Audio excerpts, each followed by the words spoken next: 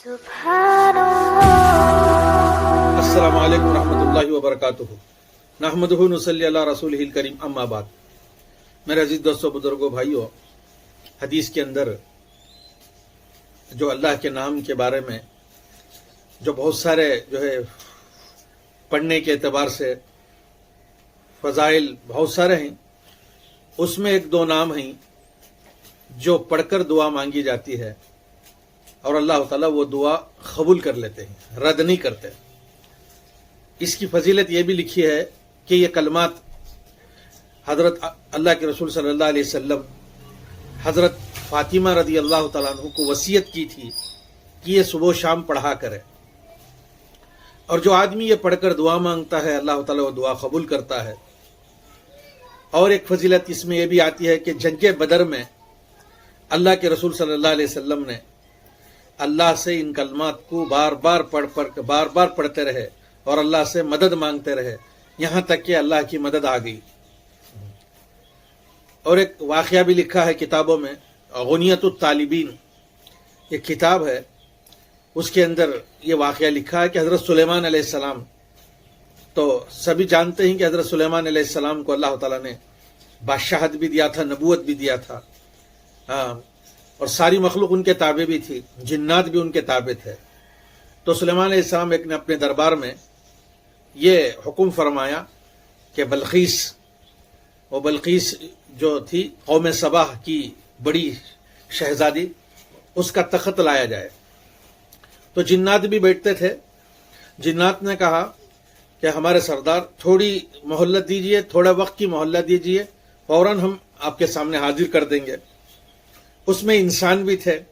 उसमें एक इंसानों में से एक आदमी ने खड़े होकर कहा हमारे सरदार, हमारे बादशाह, आप यूं हुक्म करें फौरन हाजिर, आप बोलते ही फौरन हाजिर।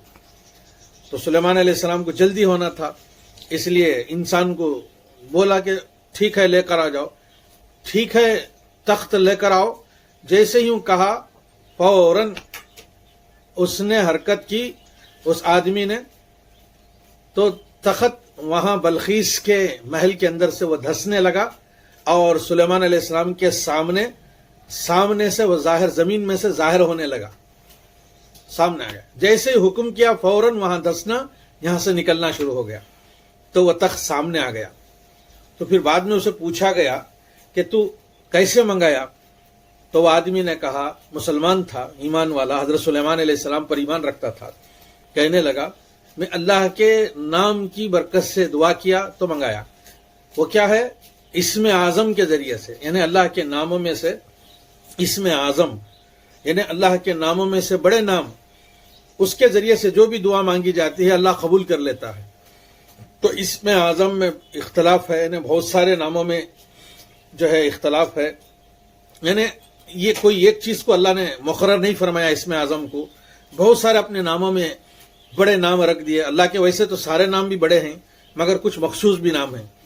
उसमें ये इस्म आज़म है। जो दो कलमात जो अभी मैं सुनाने वाला हूं आपको, वो क्या है? या हय्यु या कय्यूम, या हय्यु या कय्यूम, या हय्यु या कय्यूम। जो आदमी ये पढ़ के दुआ करता है, अल्लाह वो दुआ कबूल कर लेता है। तो वो सुलेमान अलैहिस्सलाम के दरबार में उस आदमी ने ये पढ़ के अल्लाह से दुआ की, फौरन वो तख्त यहां आ गया। तो ये इसमें आज़म बड़ी जबरदस्त है, या हय्यु या कय्यूम। उसके साथ दुआ भी है, हो सके तो याद कर लिया, नहीं तो कम से कम इतना तो पढ़ ले। या हय्यु या कय्यूम बिरहमतिका अस्तगीस अस्लिह लिशानी कुल्लहु वला तकिलनी इला नफ्सी तरफत ऐन। तो ये दुआ है, सीख ले, मसनून किताबों में मिलती है। यानी तो कम से कम दुआ करते वक्त, अपनी हाजत के वक्त ये पढ़कर मांगे, इंशाअल्लाह अल्लाह दुआ कबूल करेगा। या हय्यु या कय्यूम, या हय्यु, ए हमेशा जिंदा रहने वाले, कय्यूम कायम रहने वाले, ए जिंदा और कायम रहने वाले। अल्लाह हमेशा जिंदा रहेगा और हमेशा कायम रहेगा। सारी मखलूक एक दिन फना होगी। कुल्लु नफ्सिन ज़ाइक़तुल मौत, हर एक को मौत का मजा चखना है।